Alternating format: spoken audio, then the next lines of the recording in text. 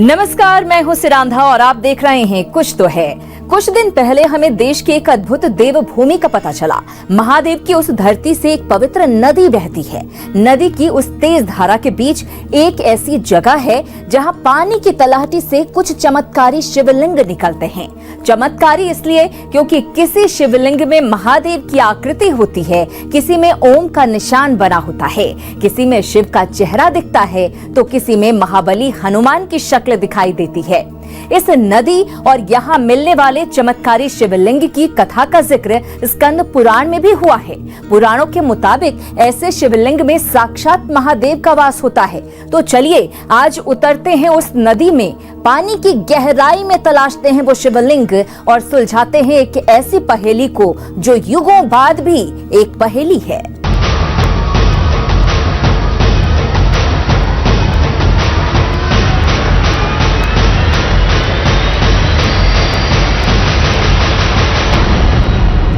क्या ये सच है कि नर्मदा के हर कंकर में शंकर हैं?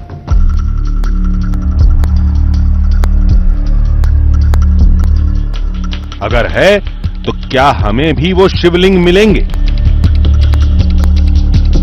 मिले भी तो क्या हर पत्थर में देवताओं की आकृतियां दिखाई देंगी?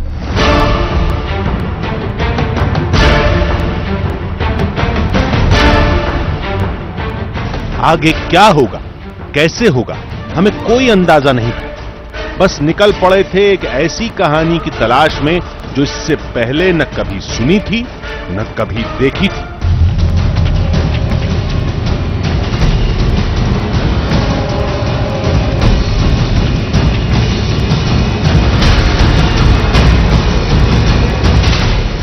मंजिल थी दिल्ली से करीब 1000 किलोमीटर दूर मध्य प्रदेश का खरगोन। शहर की आबादी के बीच हमें इस बात की कोई जानकारी नहीं थी कि आखिर वो चमत्कारी शिवलिंग मिलते कहां हैं, नदी के किस हिस्से में छिपे हैं। नदी की तलहटी में उतरकर उन पत्थरों को तलाशना आसान काम नहीं था। इसलिए बिना किसी जल्दबाजी के हमने इस तलाश की शुरुआत वहीं से की जहां से इस चमत्कार की कहानी का पहला सिरा जुड़ता है, यानी मध्य प्रदेश का महेश्वर धाम। महादेव शिव का धाम, रानी अहिल्या की नगरी और होलकर साम्राज्य की पूर्व राजधानी। मध्य प्रदेश के महेश्वर की यही पहचान हम भी जानते हैं और शायद आपको भी पता होगी। लेकिन एमपी के इस अजब से शहर में आज एक गजब की कहानी हमें खोज कर लाई है और ये कहानी है भगवान नर्मदेश्वर की।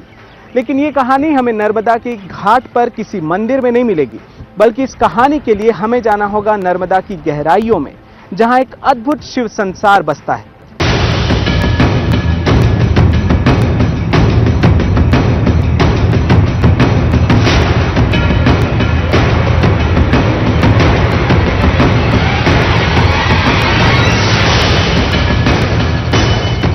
हम महेश्वर धाम ये जानकारी जुटाने पहुंचे थे कि आखिर वो पत्थर नर्मदा के किस हिस्से में मिलते हैं। जहां मिलते हैं वहां पानी की गहराई कितनी होगी? क्या हमारे जैसा कोई आदमी भी उस गहराई में गोता लगा सकता है? लेकिन उससे पहले ही हमारी नजर पड़ी रानी अहिल्या की एक मूर्ति पर।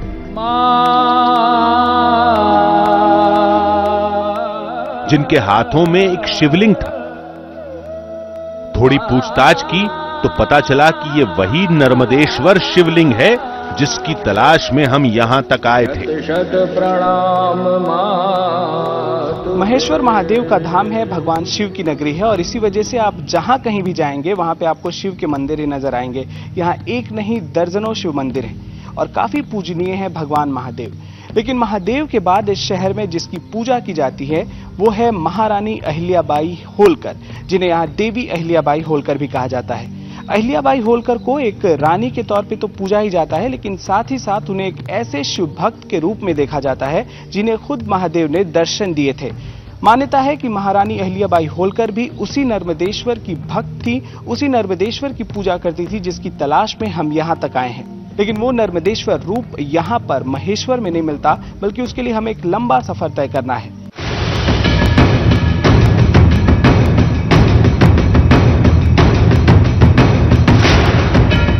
उस लंबे सफर से पहले हम इस चमत्कार के पीछे की कहानी को समझना चाहते थे। मतलब कि महादेव और नर्मदा से जुड़ी वो पौराणिक कथा और नर्मदेश्वर शिवलिंग के पीछे का रहस्य।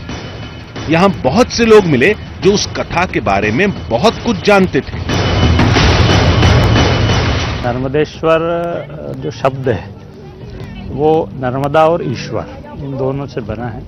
ईश्वर हमारे यहाँ पे भगवान शिव का वाचक है, तो नर्मदा जी के शिव, नर्मदा जी के ईश्वर, नर्मदा जी से जिसका संबंध है, सीधा संबंध है, वो नर्मदेश्वर है। आदि काल में शिव पार्वती इक्ष्वाक पर्वत के ऊपर तपस्या कर रहे थे, तो तपस्या में लीन हो गए थे, तो उनका जो पसीना आया उस पसीने से पूरा पर्वत जो है नम हो गया।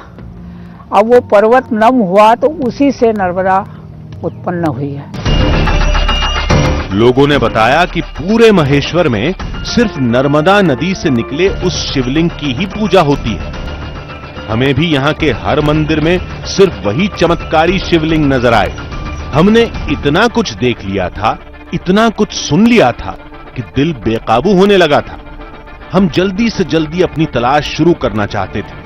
लोगों से पूछा तो पता चला कि वो जगह यहां से करीब 50 किलोमीटर दूर है। बकावा में तो बड़े सुंदर शिवलिंग मिलते हैं। वहां पर आप देखिए तो किसी में आपको ओम की आकृति दिखाई देगी, किसी में तिलक बना हुआ है, किसी में जनेऊ है और अलग अलग रंग के।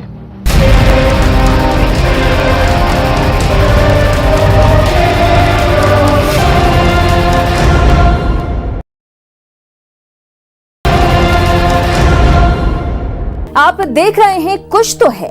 जब हमें इस कहानी का पता चला तो दिमाग में एक सवाल भी आया कि पत्थर तो हर नदी में मिलते हैं, पानी की धार चट्टानों को तलाशती है, इसलिए पत्थर चिकने हो जाते हैं, गोल हो जाते हैं। तमाम जगहों पर ऐसे पत्थरों को ही शिवलिंग का रूप दे दिया जाता है।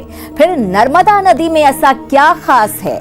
एक सवाल ये भी था कि वो चमत्कारी पत्थर सिर्फ नर्मदा नदी की एक खास जगह पर ही क्यों मिलते हैं? कहीं ऐसा तो नहीं कि पत्थरों पर बनी आकृतियों से एक भ्रम पैदा होता हो और लोग उस आकृति को भगवान का रूप मान लेते हों? शायद इस वक्त आप भी यही सोच रहे होंगे, लेकिन यकीन मानिए जब आप इस कहानी को देखेंगे तो आपकी गलतफहमी भी दूर हो जाएगी। तो चलिए शुरू करते हैं एक मुश्किल और अद्भुत पड़ताल।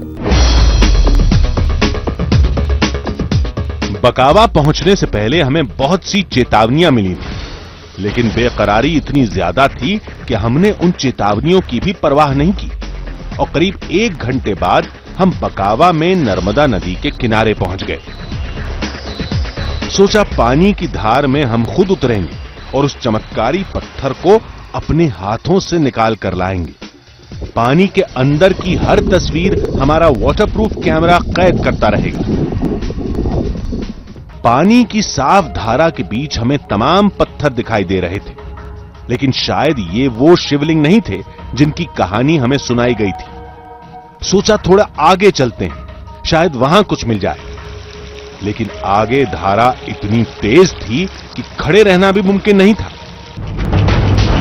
हम हर पत्थर पर नजर जमाए हुए थे कि तभी एक नाव वाले से मुलाकात हुई और सारी कहानी समझ में आ गई। तो एमपी के जिस बकावा गांव के बारे में हमें बताया गया था, हम वहीं पर पहुंचे और हमने काफी देर खोज की। नर्मदा नदी में ही हम थे, लेकिन अब तक हमें कोई कामयाबी हासिल नहीं हुई है। अब यहाँ पर एक नाव मिली है और हम यहाँ पूछते हैं, कंफर्म कर लेते हैं कि क्या हम सही जगह पे हैं। तो भाई बकावा गांव यही है ना? जी, बकावा ग्राम ही है।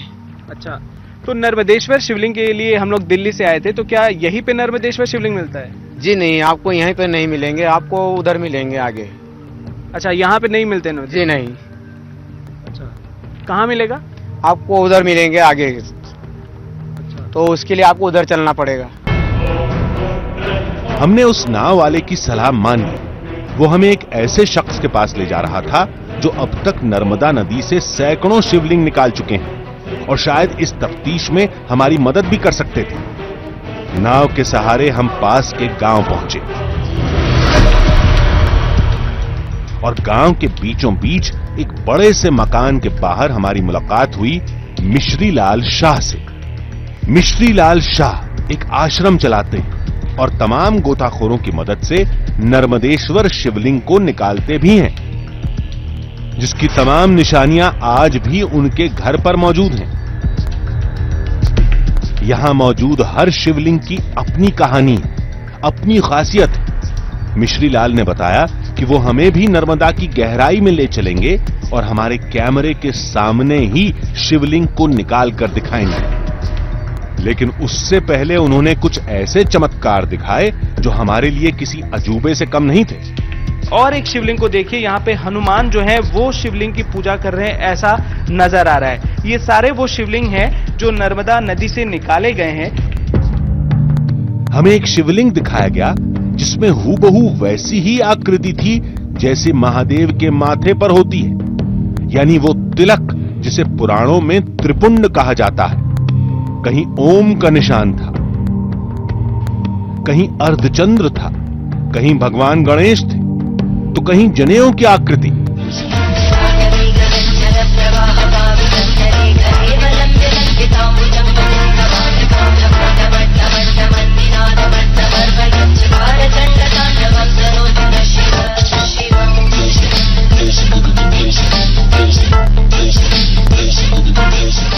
तो सर, अब तक हमें जो कुछ देखना था हमने देख लिया, आपने काफी कुछ दिखा दिया। क्या आप अब हमें वो नर्मदा नदी के पास ले चलेंगे? हाँ जी, मैं बिल्कुल आपको ले चलूँगा, पर उसके लिए हमें थोड़ा सा समय चाहिए, क्योंकि वहाँ जाना हमारे बस की बात नहीं है। उसके लिए हमें गोताखोर, नाव और ये सारी प्रिपरेशन करना पड़ेगी। उसके लिए हमें थोड़ा समय चाहिए। हम सब लोगों को साथ में एक पूरी टीम यूनिटी के साथ हम लोग वहाँ पर चल सकते हैं। ठीक है, तो आप थोड़ा समय ले लीजिए। यहाँ पे इन्हें थोड़ा वक्त चाहिए, क्योंकि लोकल लेवल पे कुछ अरेंजमेंट्स करने होंगे वहाँ जाने के लिए। वो इतना आसान नहीं है, कोई वो जगह ऐसी नहीं है कि वहाँ पे घाट बने हुए और हमें सिर्फ जाना है। तो आप सर अपना समय ले लीजिए, हम थोड़ी देर तक इंतजार कर लेते हैं, उसके बाद हम लोग चलेंगे। बराबर, डेफिनेटली मैं आपको ले चलूंगा। ठीक है। बातों बातों में शाम ढल चुकी थी।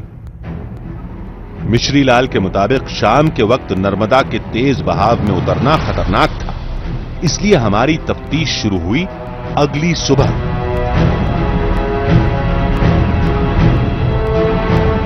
सुबह होते ही मिश्री लाल हमें नर्मदा नदी के किनारे पर ले गए। बताया कि वो चमत्कारी शिवलिंग यहां नहीं, बल्कि नदी के बीचों बीच एक टापू के पास मिलते हैं। बिना किसी ट्रेनिंग हमारे लिए पानी में उतरना मुश्किल था, इसलिए मिश्री लाल ने गांव के कुछ गोताखोरों को बुलाया। करीब आधे घंटे के इंतजार के बाद वो गोताखोर नर्मदा के किनारे पहुंच गए।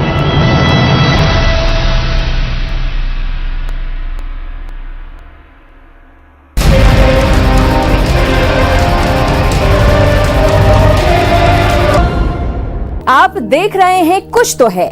सारी तैयारी हो चुकी थी, हमें जिन गोताखोरों की जरूरत थी वो मिल चुके थे, लेकिन एक मुश्किल अब भी थी। वो ये कि जब गोताखोर पानी की गहराई में जाएंगे तो वो तस्वीरें हमें दिखाई कैसे देंगी। हमें ये कैसे पता चलेगा कि पानी की तलहटी में कितने शिवलिंग मौजूद हैं।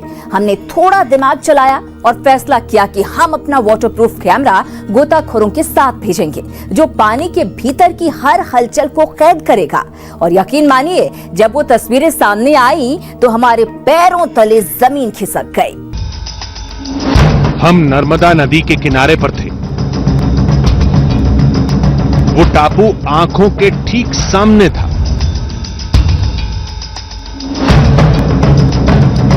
गोताखोर आ चुके थे, हमारे कैमरे पूरी तरह तैयार थे। अब बारी थी नदी के बीचों बीच जाने की।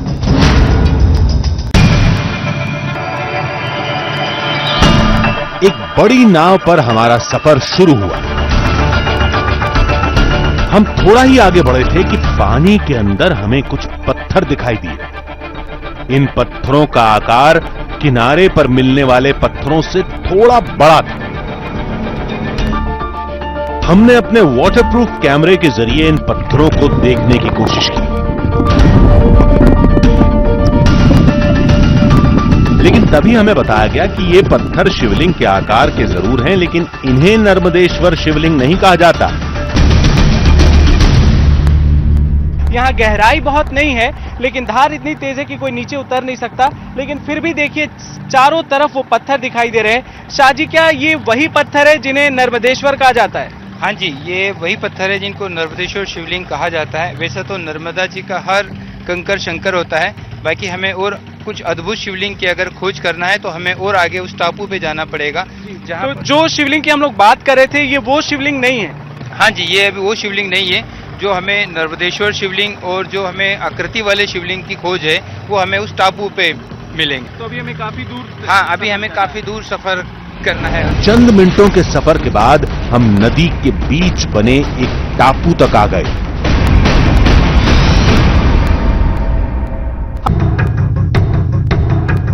इस टापू पर सिर्फ एक हिस्सा ऐसा था जहां पानी की गहराई थोड़ी कम थी, लेकिन बाकी के हिस्से अब भी सैकड़ों फीट गहरे थे। हमें बताया गया कि ये गोताखोर टापू की इस चट्टान के ऊपर से पानी में छलांग लगाएंगे। शुरुआत में हमें थोड़ा डर भी लगा।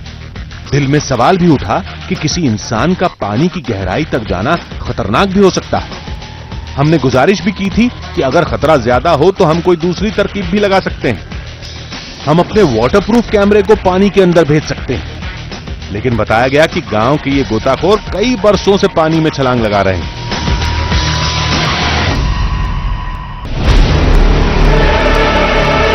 चंद मिनटों बाद ही गोताखोर पानी में उतरने के लिए तैयार हो गए और देखते ही देखते दो गोताखोरों ने पानी में छलांग लगा दी।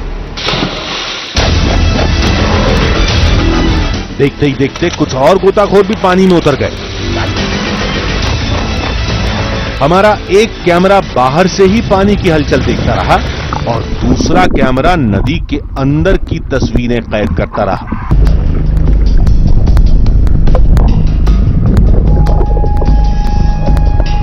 लंबा वक्त बीत चुका था, लेकिन अब तक गोताखोरों के हाथ कुछ नहीं लगा था। नहीं मिला कुछ? नहीं। हमने हिम्मत नहीं हारी, कोशिश जारी रही। कुछ फीट और अंदर गए तो गोताखोरों के हाथ एक ऐसा पत्थर लगा जिसे देखकर हम भी हैरत में पड़ गए। लाल रंग का एक अद्भुत शिवलिंग, शायद नर्मदेश्वर शिवलिंग। अरे वाह, बहुत ही अद्भुत, बहुत ही अद्भुत। कहीं न कहीं हमें माता रानी ने बहुत बड़ा आशीर्वाद दिया है। आप देख पा रहे हैं इसमें, ये देखिए पूरा ओम है, नेचुरल। अच्छा, जी जी ओम जी, है। हाँ जी हाँ जी हाँ जी। तो अपने दर्शकों को हम दिखाएं कि ये ओम शेप आप बता रहे हैं। हाँ जी हाँ जी, ये देखिए ये पूरा ओम शेप है और इधर बिंदु है और ये अच्छा। पूरा वेल ऐसा कुछ नहीं है, पूर्णतः ओरिजिनल नर्मदेश्वर शिवलिंग है। काफी भारी भी है। हाँ, काफी जी जी, काफी भारी है और ये मान के चले कि आप लोगों को एक विशेष आशीर्वाद स्वरूप मिला है। काफी परेशानी हमें जरूर हुई, लेकिन अब हमें पता चला हम काफी लकी हैं क्योंकि ये शिवलिंग मिला है। ये आप बता रहे हैं, हाँ ये जी, ऐसा हाँ। आपने भी नहीं देखा था? नहीं नहीं नहीं, मैं अपने जीवन में पहली बार ऐसा शिवलिंग देख रहा हूँ जिसमें इतना सुंदर और इतना अद्भुत है और पूरा हनी कलर है। उसमें पूरा ऐसा लग रहा है कि कहीं न कहीं किसी ने, प्रकृति ने पेंटिंग कर दी हो। शिवलिंग को सूरज की रोशनी में देखा तो यकीन नहीं हुआ। शिवलिंग पर वाकई एक आकृति बनी थी, जैसे किसी कलम से इस शिवलिंग पर ओम लिखा गया हो।